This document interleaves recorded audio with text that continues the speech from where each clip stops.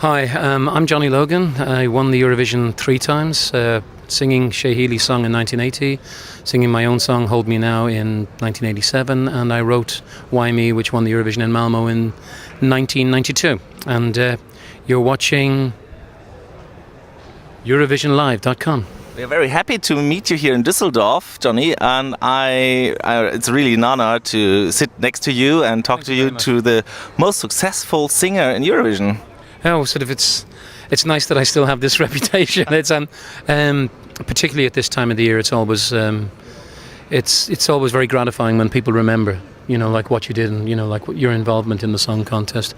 I think though, by the time we get to Saturday and the final of the contest, excuse me, I beg your pardon, I think it'll be time for me to not to be here and to leave it to the new winner. Yeah.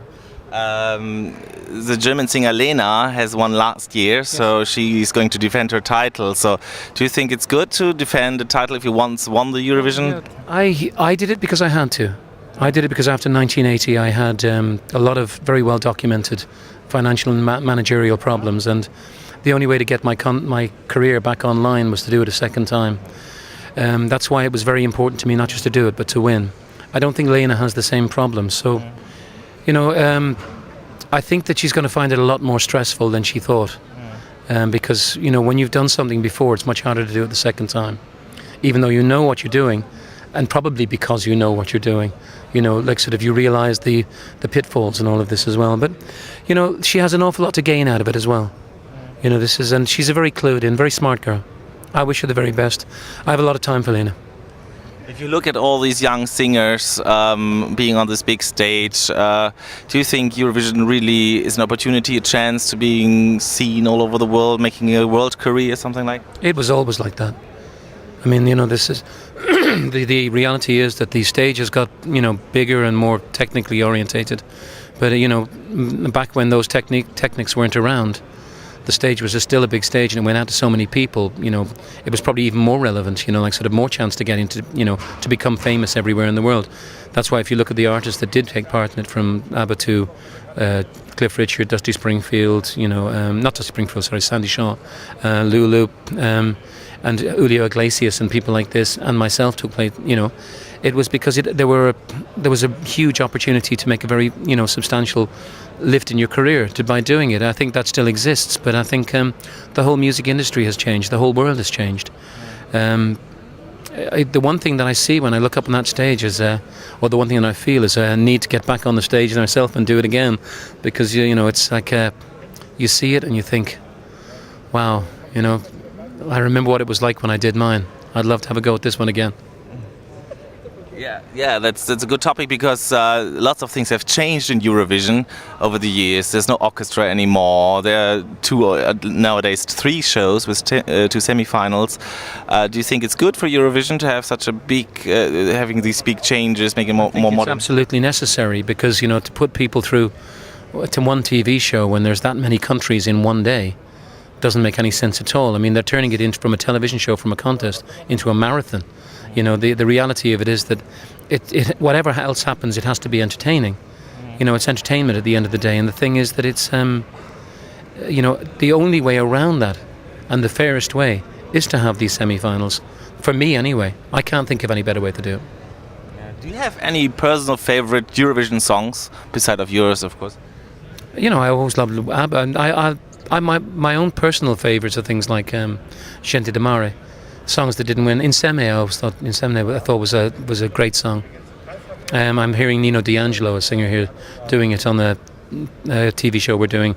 We rehearsed all day today, and he's doing a great job on it. But there are a lot of the Italian singers I loved, the songs that didn't win.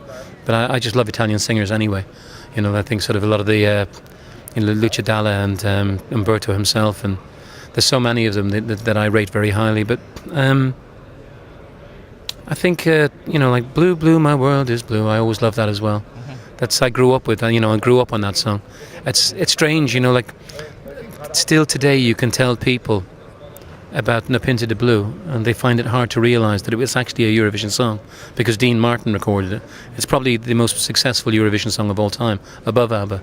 And all of these, for being covered and sort of being famous, It's a strange contest, this really is.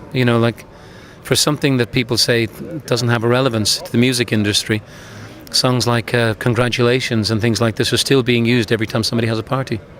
Weird. As a Eurovision winner, did you meet other Eurovision winners like ABBA or something? Absolutely. I've done lots of TVs with the guys from ABBA, and I just finished a show rehearsing today with Katja Epstein, who's been at one number two and two number threes. I've worked quite a bit with Nicole. I look forward in the future years maybe to working with Nicole, but I've worked with the girls from Bobby Sox. I've worked with the Olsen brothers. I've worked with Cliff Richard. I know Cliff didn't win, but I've worked with him, and in one sense, we all have a little bonding, kind of like a family thing, that we've all been involved. That's one of the lovely things about the Eurovision. And would you do it again? Let's see if Lena wins. Okay, Johnny. We thank you for this short interview. And why are you here? Are you just here because you're interested? As you saw, there's a film crew with me, and I was just filming. It's for a German television station, and I've been working all day rehearsing for a TV concert tomorrow with an 80-piece orchestra, and we did a radio one 4 days ago, and 4 or 5 days ago, and then 3 days ago I did a show in Copenhagen with Kid Creole and Dr. Alban and that, and then I've just been kind of running off my feet at the moment, Can we expect more from you? Absolutely, I sincerely. Well, I would like to think so. I'd hate to disappear. Good luck for your career, and nice to talk to you. Nice to talk to you too.